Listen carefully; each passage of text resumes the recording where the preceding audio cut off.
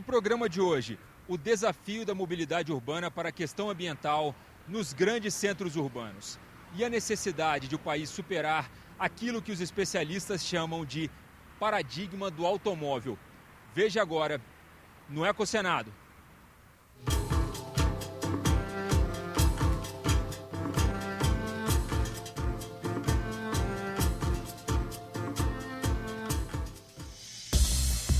Segundo projeções científicas, cada vez mais os seres humanos vão se concentrar nas cidades. Deslocar-se dentro delas com conforto e rapidez, além de evitar a emissão de gases de efeito estufa e a poluição sonora, serão desafios crescentes para a humanidade durante o século XXI. Uma das enfrentadas é o paradigma do automóvel. O engenheiro Augusto Brasil utiliza Brasília como exemplo de cidade planejada para os carros e que agora precisa rever conceitos de mobilidade. Cidades que foram pensadas e planejadas no final da década de 60 e início da década de 70, onde se tinha esse conceito mesmo de mobilidade por veículos particulares. Então a mobilidade dessas cidades e a configuração dessas cidades foi pensada assim. Com o crescimento da frota de carros, etc., o que acontece é que essa mobilidade se torna mais difícil. Nós começamos a ter problemas de congestionamento, problemas de aumento de poluição. Os problemas, por exemplo, inerentes do congestionamento pode ser tão simplesmente o aumento do nível sonoro, né? Isso causa maior estresse e assim por diante. Eu diria que no Brasil a gente precisa passar do patamar, do paradigma de mobilidade baseada no automóvel, cada pessoa no seu veículo, um veículo que consome combustível, consome espaço, muito espaço, para circular e para ficar estacionado. Mudar dessa concepção para nós levar no caso do deslocamento. A mobilidade é das pessoas, não dos veículos. Para pequenas distâncias, nós poderíamos usar o que nós chamamos de modos suaves, que são as bicicletas, andar a pé, pessoas andam de patins, por exemplo, são modos suaves, né? Ou no futuro, qualquer dispositivo elétrico, por exemplo, ou não elétrico, de mobilidade em pequenas distâncias. Há quem já aceite o desafio de evitar o carro para se locomover diariamente. É o caso do biólogo Luiz Coutro. Pedalo há 10 anos. Utilizo a bicicleta como meio de transporte. Não optei por carro, gosto de usar transporte público, mas me amarro em pedalar.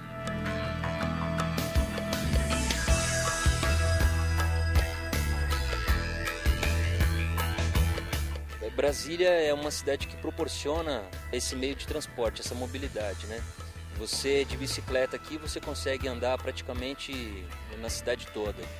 Ela ainda está um pouco aquém do ideal para ter um número mais massivo de transportes via bicicleta, mas já tem iniciativa e já tem essas ciclofaixas que proporcionam para a gente uma segurança maior, porque você não precisa disputar com o carro a via, né? Você tem uma via exclusiva para a bicicleta, que te permite trafegar com mais conforto e menos periculosidade frente aos veículos, né? As configurações das cidades elas vão mudando, né? E eu acho que a Política Nacional de Mobilidade é um excelente começo. Obviamente ela vai continuar evoluindo para se adequar às nossas características. De países desenvolvidos, surgem exemplos que podem nos ajudar. Sistemas de integração entre o transporte coletivo e o individual.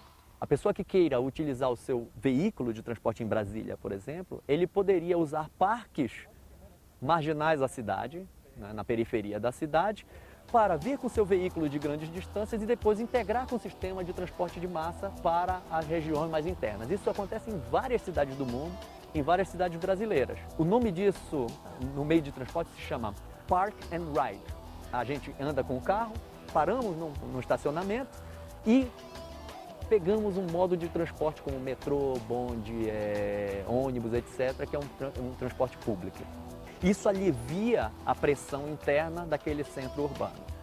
Há também um modelo de partilha de automóveis. Car sharing é quando a gente tem um sistema tipo de aluguel de carro.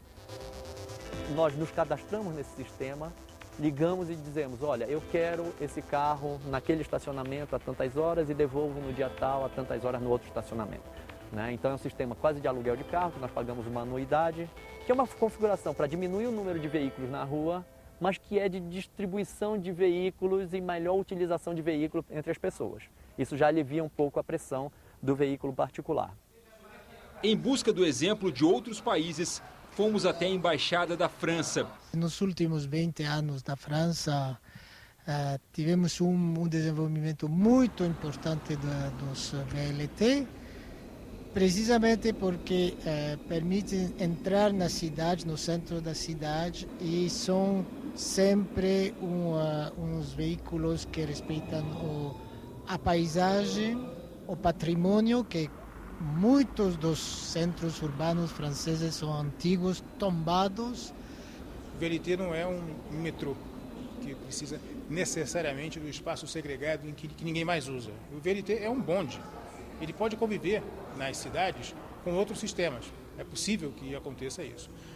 Essencialmente, o que a gente está falando, o VLT é um transporte sobre trilha em vez de ser sobre pneu, como é o ônibus. Tem uma capacidade muito semelhante a comboios de ônibus e tem uma energia mais limpa no consumo. De acordo com dados da Embaixada, a demanda por transporte público na França cresce entre 5% e 6% ao ano. O problema que temos é a demanda, porque mais e mais as pessoas estão mobilizando-se e não querem usar o carro, porque o carro provoca problemas de trânsito, etc. Um outro ponto importante dessas políticas que vocês adotam lá é o empréstimo de bicicletas para os cidadãos franceses. Você poderia explicar isso? Sim, exatamente. Já lançamos isso em Lyon, primeiramente, depois em Paris. É um sistema de aluguel de bicicletas com também um cartão muito simples e não é caro. São alguns R$50 por ano, mais ou menos, para usar uma bicicleta 1 hora, 2 horas, não mais de 2 horas, por em outra estação para mobilizar-se. Além do transporte propriamente urbano, na cidade, temos o transporte, sabe, o senhor seguramente que os franceses lançaram mais de 30 anos atrás o trem de alta velocidade, o TGV em francês, entre Paris e Lyon, que são 550 quilômetros em 2 horas, e depois estamos fazendo muitos trens de alta velocidade. Procuramos também ser parceiros dos brasileiros para fazer também o trem de alta velocidade entre São Paulo e Rio de Janeiro. E uma solução também estética, porque são belos, com muito vidro, etc. É uma solução também que respeita o meio ambiente, tudo elétrico. Não é só uma solução para transportar pessoas do centro da cidade a outro centro da cidade, São Paulo, Rio, Paris, Lyon, Marseille. Mas também é uma solução para pensar o desenvolvimento territorial de um país. Mas, segundo os especialistas, a experiência de outros países deve ser analisada e traduzida para a nossa realidade. Londres é um excelente exemplo. Eles fizeram o pedágio dentro da cidade, né, e o veículo que entra a partir de um certo anel central de Londres, ele passa a pagar mais por aquele uso intenso dentro do centro de Londres. Não é conveniente a gente pensar em importar soluções que estão prontas e usadas em outros países. Agora, a experiência em termos de concepção de mobilidade de outros países, isso sim é importante. Neste seminário, realizado em 2012, na Faculdade de Arquitetura e Urbanismo da Universidade de Brasília, especialistas discutiram impactos ambientais e mobilidade urbana. Os participantes do seminário alertaram que o Brasil necessita superar os paradigmas do carro e do combustível fóssil, que vem aumentando a pressão ambiental nas cidades. Você gasta muito mais energia para transportar essas pessoas do que você utilizaria, por exemplo, dentro de um transporte coletivo, como um ônibus. E quais são as consequências desse tipo de escolha? Você tem, primeiro, um gasto ineficiente de combustível, de energia, como consequência disso e do tipo de combustível que é utilizado, que é o combustível fóssil. Você tem as emissões gasosas, então você tem o CO2, você tem o monóxido de carbono, dependendo do tipo de combustível, por exemplo, como diesel, você tem então isso gera impactos diretos sobre a qualidade do ar. Por essa demanda de espaço viário, você tem um aumento de área pavimentada, em que a via de regra é uma área impermeável. Você tem a ampliação das áreas de estacionamento, mesmo na forma de edificações, mas você tem essa ampliação. E isso significa que você tem menos área de solo para absorver água em momento de uma precipitação. Segundo eles, também é necessário lembrar que mobilidade urbana não é uma questão puramente tecnológica. A tecnologia, se vai ser um veículo elétrico, se vai ser com biocombustível, é importante, mas não é o mais importante. O mais importante é a gente trabalhar com essa cultura da mobilidade. Não podemos ficar apostando na mobilidade baseada em cada... A solução de mobilidade é uma solução que é geral. Ela diz respeito ao comportamento das pessoas com relação à cidade.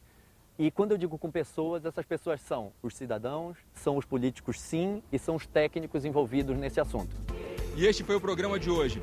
Entre em contato pelo telefone 0800 61 2211 ou pelo endereço www.senado.leg.br/TV.